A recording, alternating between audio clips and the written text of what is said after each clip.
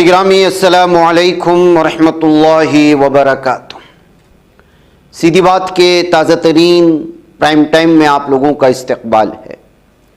नाज़रीन गिरामी, मैं अंसार अज़ीज़ नदवी इस वक्त आप लोगों के सामने इसराइल और ईरान के दरमियान में जो जंग इस वक्त ख़तरनाक हद तक पहुँच चुकी है उसकी सारी तफसीलात अब तक की लेकर के हाज़िर हुआ हूँ। वही बात आप लोगों को पहुँच चुकी होगी, बल्कि अपनी पीठ थपथपा कर के ट्रंप इस बात के दावे कर रहा है कि कल रात में B-2 फाइटर तैयारे जो कि ज़मीन के अंदर मारते हैं, ऐसे बमों का इस्तेमाल करते हुए ईरान के 3 अहम तरीन न्यूक्लियर पावर प्लांट पर हमला किया। वो कौन से हैं आप इसको देख लें, एक तस्वीर के ज़रिए से आपको समझ में आएगा। फोर्डो जो कि पहाड़ों पर मौजूद है तेहरान के, नतान्ज ये भी बताया जा रहा है कि अंडरग्राउंड और ओवरग्राउंड की फैसिलिटी के साथ यहाँ पर जो है ईरान की न्यूक्लियर पावर प्लांट हैं या उसकी तैयार की जाने वाले ज़ख़ीरे या न्यूक्लियर के धमाका ख़ेज़ मादे या उसकी जो शुआएँ या उसका जो मुहलिक पानी होता है जो बम तैयार करने के लिए इस्तेमाल में आता है, इस तरह की फैसिलिटी यहाँ पर है।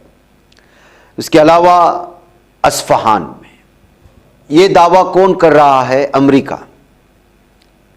और अमेरिका ने जो है इस वक्त उसका जवाब क्या दिया है? मैंने 2 दिन पहले से आपको बताया हूं कि ईरान इतना पागल या जंग में इस कदर जो है वो हल्का नहीं है कि गुज़िश्ता 6-7 महीनों से ईरान को टारगेट बनाने के लिए, जैसे इराक़ में सद्दाम को टारगेट बनाने के लिए न्यूक्लियर चीज़ों का बहाना बनाकर के पूरे मुल्क को तबाह कर दिया गया, तो ये जो है आ बैल मुझे मार बोलता।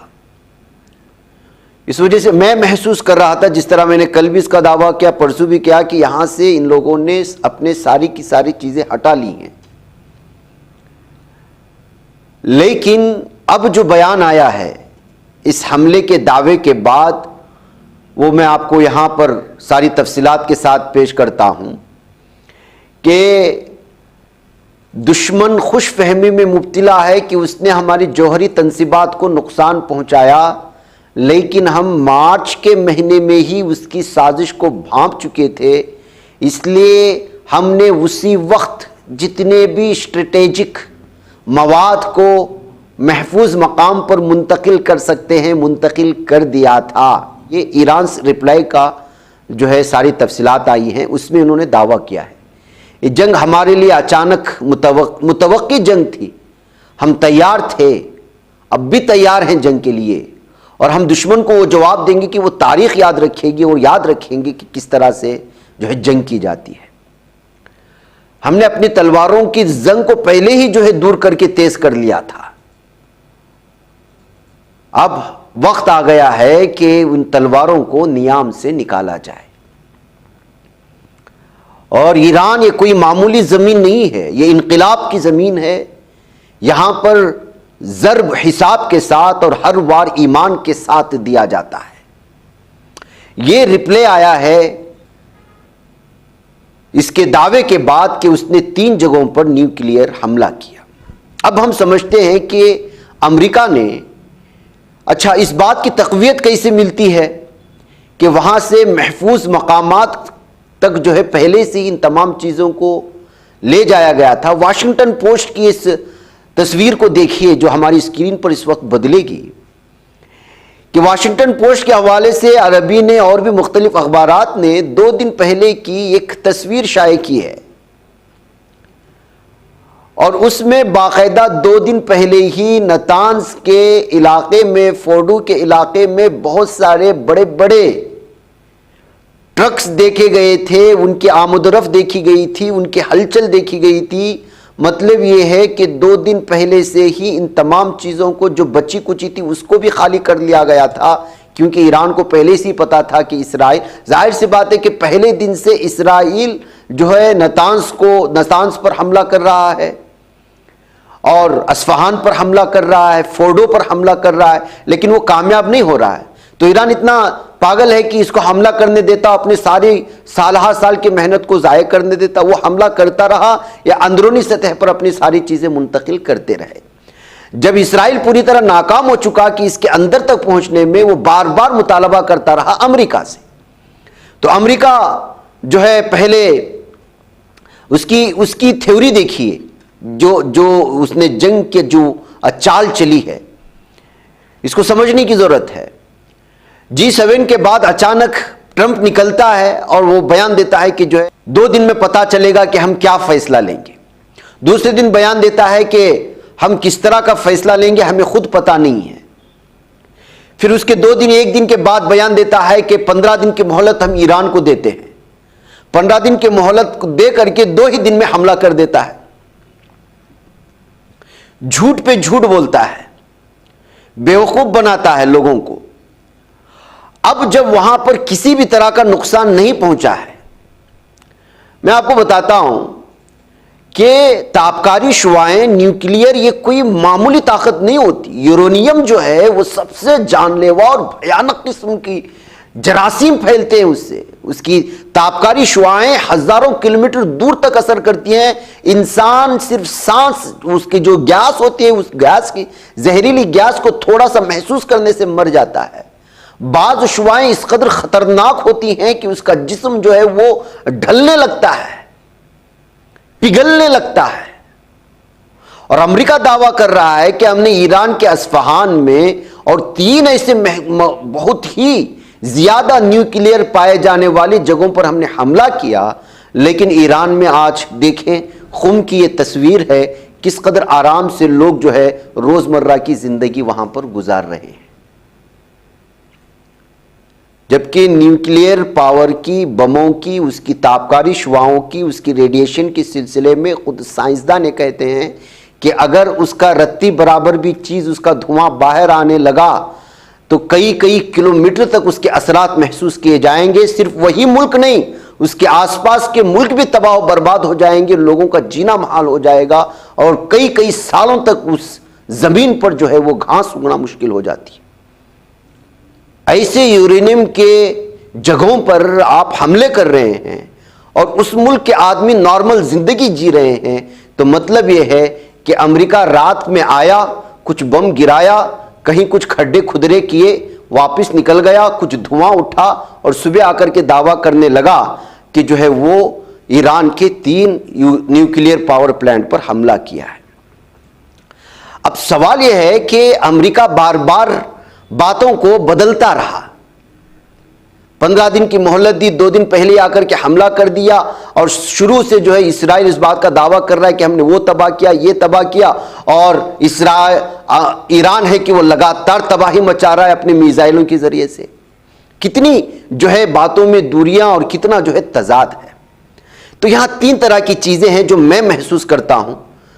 वो ये है कि अमेरिका इसराइल को सिर्फ बेवकूफ बनाकर के हमने आपका साथ दे दिया है, आपके कहने के मुताबिक हमने उन बमों का इस्तेमाल कर करके उनकी चीजों पर हमला कर दिया है, अब हमारे पास मत आइए, आप अब निपटिए।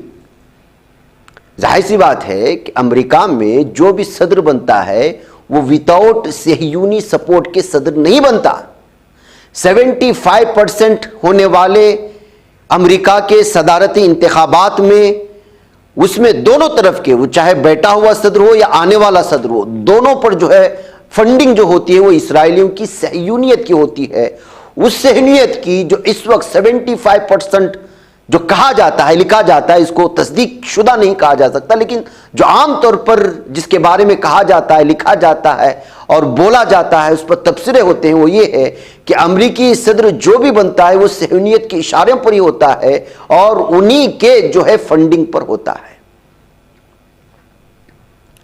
अब ट्रंप क्यों मजबूर हुआ एक सहनी, जबकि बहुत सारे उनके अपने ममालिक उसको रोक रहे थे।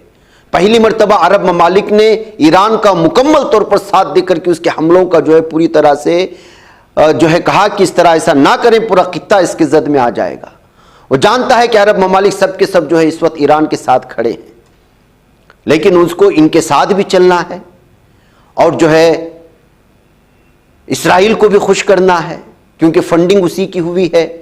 और दूसरी बात यह है कि उसके आसपास जितने भी हवारी हैं, उसको मशवरे देने वाले हैं, सब के सब सहयूनी हैं। खुद उसकी बेटी जो है, उसका दामाद जो है वो सहयूनी है, यहूदी है, आधा खानदान तो उधर ही चला जाएगा। तो ये सब के सब सहयूनियत से ऐसे घिरे हुए हैं कि इसराइल को नाराज नहीं कर सकते और इनकी कुर्सी भी डगमगा जाएगी। तो ट्रंप जो बड़ा शातिर दिमाग ताजिर है, उसने जो है पहले ऐसी चाल चली कि मुझे इस वक्त नोबेल इनाम मिलना चाहिए अमन के लिए। क्यों? इंडिया पाकिस्तान में जो जंग हो रही थी, हमने उसको रुकवाया, पाकिस्तान ने सपोर्ट किया और कहा कि वाकई में नोबेल इनाम मिलना चाहिए। मुनीर को बुलाया, खाना खिलाया, टांगे खिलवाई मुर्गी की, नोबेल इनाम का जो है लालच रख दिया, पाकिस्तान ने हां कर दिया। फिर आज पाकिस्तान ने जब ईरान पर हमला हुआ तो ईरान के सपोर्ट में खड़ा हुआ। मतलब यह है कि पाकिस्तान जो सपोर्ट कर रहा था नोबेल इनाम के लिए, ईरान पर हमला होने के बाद ईरान का सपोर्ट करके अमेरिका से कर रहा है कि गलत किया। नोबेल का इनाम भी चाहिए, पीस मेकर भी बनना है, इसराइल को भी खुश करना है और ईरान के रास्ते अरब ममालिक को भी धमकाना है, उधर G7 के रास्ते अपनी पोजीशन बनाए रखना है। ईरान जो हमेशा से धमकियां देता रहता है अमेरिका को, यह भी दिखाना है कि हम करके रहेंगे। तो जाहिर सी बात है कि नुकसान भी नहीं पहुंचाया और ईरान पर हमले करके इसराइल से कह दिया कि भाई आप खामोश हो जाओ, हमने जो कहा था कह दिया, कर दिया है, अब आप निपटो। अब इसका नतीजा क्या निकला? जाहिर सी बात है कि ईरान दोनों ममालिक से बैक वक्त दोनों ताकतों से लड़ नहीं सकता। अब ईरान को पूरा मौका मिल गया ठोकने के लिए इसराइल को, इसलिए आज 30 ऐसे मिसाइल ठोके जिसका नाम है खैबर, और उसकी जो तबाही मची है हमारी स्क्रीन पर आप देख लें। इस कदर तबाही मचाई गई है कि गाजा के पट्टी के जो मनाजिर थे वो पूरे के पूरे इस वक्त बदल गए हैं तिल अबीब की शक्ल में। वो चाहे घरों को छोड़ने वालों की बातें हों, बड़े बड़े इमारतों को खंडरात में बदलने की बातें हों, या फिर जो है जख्मियों को उठाने की बातें हों, ये सब तबाही के मंजर हैं। 30 खैबर मिसाइलों को दागा है, जिसके बारे में बताया जा रहा है कि 20 से 25 टारगेट पर लगे, शायद 5 को आयरन डोम या उनका दिफाई सिस्टम रोकने में कामयाब हुआ। बल्कि बाज लोगों ने दावा किया कि बल्कि आज एक भी जो है मिसाइल को इसका आयरन डोम रोक नहीं पाया, क्योंकि यह फौरी जवाब था ईरान का।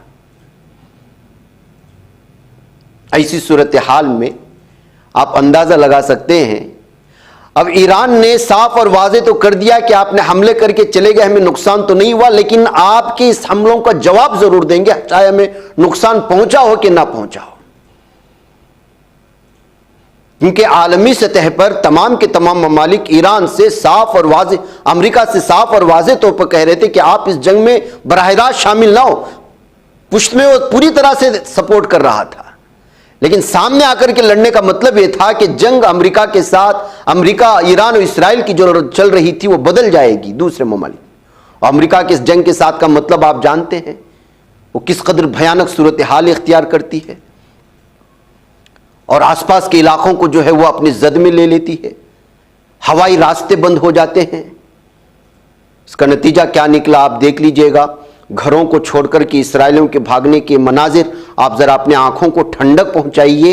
ये वो मनाजिर हैं जो मनाजिर कुछ दिन पहले हम गाजा की पट्टी में देखते थे, अपने जो है घर बार को छोड़ करके अपने बच्चों को खींचते हुए ले जाने का। आज मंजर आपको इसराइल की तिल अबीब, यरूशलेम और आपको हैफा और मुख्तलिफ इलाकों में देखने को मिलेगा, जो या तो एयरपोर्ट की जानिब भाग रहे हैं या फिर जो है वो बंकर्स की जानिब भाग रहे हैं, या खाली ज़मीनों की जानिब जहाँ पर इसराइल की हुकूमत उनको इस वक्त टेंट बना करके रहने के लिए जगह दे रही है। ये सूरत हाल है तब की। 30 मिसाइल जो खैबर है, बहुत ख़तरनाक नाम के मिसाइल दागे हैं। ये 3rd फेज़ की मिसाइल थे, अभी 4th, 5th, 6th फेज के मिसाइलों के बारे में कहा जा रहा है कि ये उससे भी खतरनाक मिसाइल न जाने अगले 24 से 48 घंटे में ईरान जो है इस्तेमाल कर सकता है।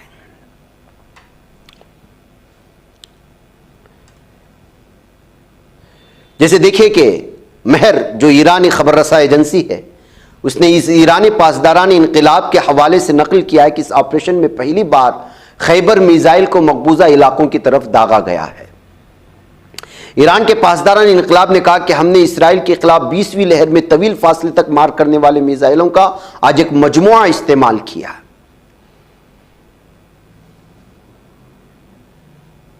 और उधर न्यूयॉर्क टाइम्स ने अमरीकी हुक्काम का हवाला देते हुए भी कहा है कि ईरान की जानिब से करीब तरीन जवाब की तैयारी कर रहा है।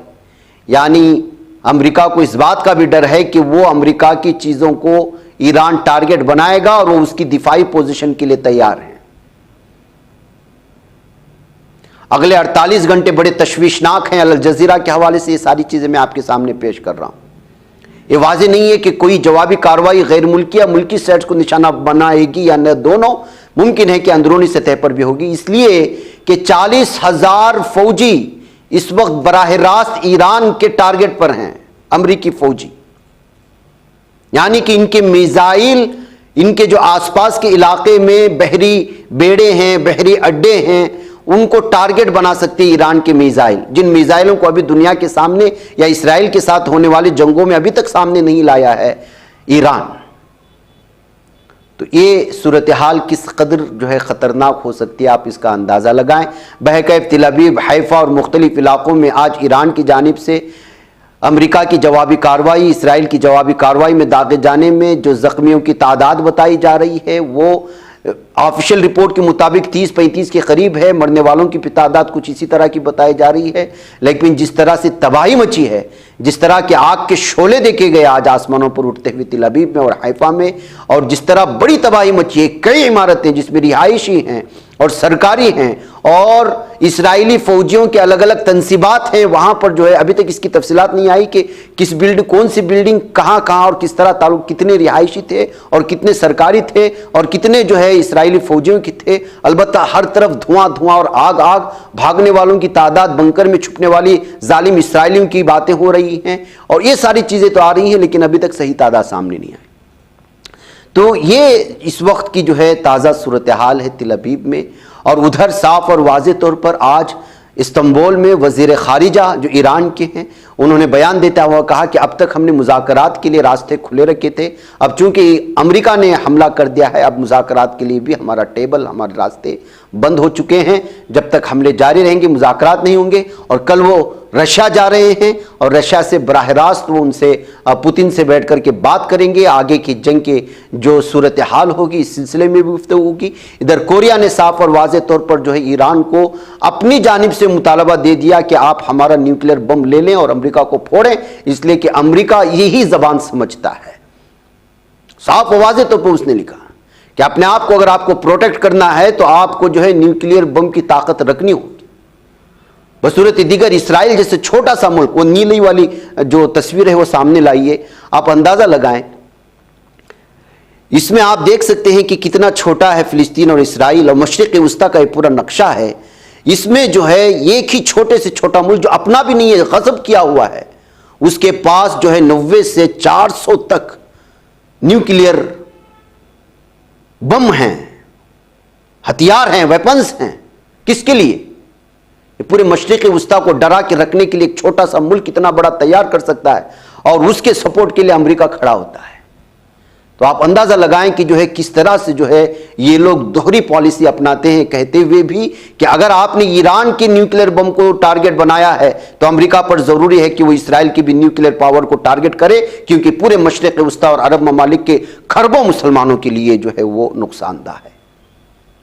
अगर ईरान का न्यूक्लियर पावर आपके लिए नुकसानदा है तो इसराइल का ये न्यूक्लियर पावर मशरिक़ वस्ता के तमाम ममालिक के लिए जो है नुकसानदा है। आपको टारगेट यहाँ भी करना चाहिए।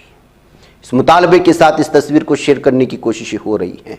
कुवैत ने, देखिए क्या कुवैत ने मजम्मत कर लिया है, ओमान ने मजम्मत किया है और इसके अलावा इराक़ ने मजम्मत किया है। और हर एक एतबार से इस वक्त अरब ममालिक पूरी तरह से ईरान के पुश्त पर खड़े हुए नज़र आ रहे हैं। इसके अलावा नाज़रीन गिरामी, बाबुल मुंदब को जो है इस वक्त बाकायदा ईरान ने यह कहते हुए बंद कर दिया है कि जो भी अमेरिका का सपोर्ट कर रहा है उस जहाज़ को, उस कश्ती को अब जो है यहाँ से गुजरेगा तो उसको टारगेट किया जाएगा। अब आप अपना ऑयल, अपना गैस और अपनी जो भी चीज़ें हैं बाबुल मुंदब से लेकर नहीं जा सकते। उसके फौरी बाद ये तस्वीर आई, जिस तस्वीर को आप देख रहे हैं, इसमें बताया जा रहा है कि बरतानिया ने अपना जो है रुख जो है बाबुल मुंदब से हटा करके दूसरा रुख इख्तियार कर लिया है किसी भी हमले की पेशगी। तो ये इस वक्त की नाज़रीन गिरामी ये ताज़ा सूरत हाल है। बहरकैफ अभी तक ज़ख्मियों की और इस तरह की पूरी तादाद हम लोगों के सामने नहीं आई है। उधर यमन ने साफ और वाज़े कर दिया अमेरिका के अटैक के बाद कि जो है हम लोग अब बराह रास्त अटैक करेंगे। अब बहर अहमर में हमारे आसपास के पानी के इलाकों में जो भी अमरीकी बहरी बेड़ा हो या कोई भी कश्ती आएगी जो अमरीका का झंडा लेकर के आएगी, उसको नेस्त नाबूद होना है, उसको बराह रास्त निशाना बनाया जाएगा। ये इस वक्त ये, और आज जो आपको बताऊं इस सिलसिले में टारगेट जो हुआ है, इसराइल का बेन गुरियन एयरपोर्ट भी जो है अटैक हो, उस पर को नुकसान पहुंचा है।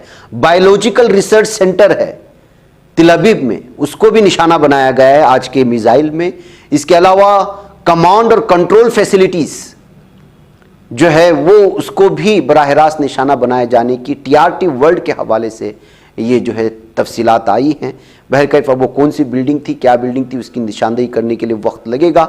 बहरकैफ हाइफा में और तिल अबीब में कल के अमेरिका के जो है जवाब में, इसराइल के जवाब में आज ऐसी भयानक आग लगी कि अब जो है लगता यही है कि इसराइल को पूरी तरह से ईरान नेस्त व नाबूद करके ही छोड़ेगा, क्योंकि जिस तरह से पावरफुल मिसाइल का इस्तेमाल इस वक्त हो रहा है, अगर इससे भी ख़तरनाक मिसाइल हो सकते हैं। यहाँ तक कि किसी फ़ारसी ज़बान के अखबार ने यहाँ तक तज़किरा किया कि ख़तरनाक मिसाइल के सिलसिले में जब हम बोलते हैं तो ये भूल जाते हैं कि ईरान के पास ऐसे मिसाइल भी हैं जो अलग अलग पैमाने की क्लस्टर बम लेकर के जा सकते हैं, तो न्यूक्लियाई हथियार वाले बम लेकर के क्यों नहीं जा सकते। तो मतलब ये है कि ईरान के पास ऐसे मिसाइल भी हो सकते हैं जिनके अंदर छोटे छोटे न्यूक्लियर पावर वाले बम भी हो सकते हैं जो पूरी तरह से तबाही मचा सकते हैं। ये भी एक आज का ताज़ा तबसरा है नाज़रीन। बहरकैफ मुझे इजाज़त है, ये कुछ तफसीलात थी जो आपके सामने रखनी ज़रूरी थी। बाकी इधर उधर की बातें बहुत है और मैं उससे कोई लेना देना नहीं। हम सिर्फ तस्दीक शुदा ख़बरों को ही आपकी खिदमत में रखना अपनी सहाफ़त की ज़िम्मेदारी समझते हैं। अस्सलामु अलैकुम रहमतुल्लाहि व बरकातहू। ये बच पाता है कोई सहाफ़ी की निगाहों से, मिलाता है ये लोगों को मोहब्बत की पनाहों से। करम और दर्द मंदी का है एक संसार सीधी बात। अज़ीमत जुर्अतो हिम्मत का है इज़हार सीधी बात। अज़ीमत जुर्अतो हिम्मत का है इज़हार सीधी बात। ये चैनल हक निगर बन कर कुचल देता है फितनों को,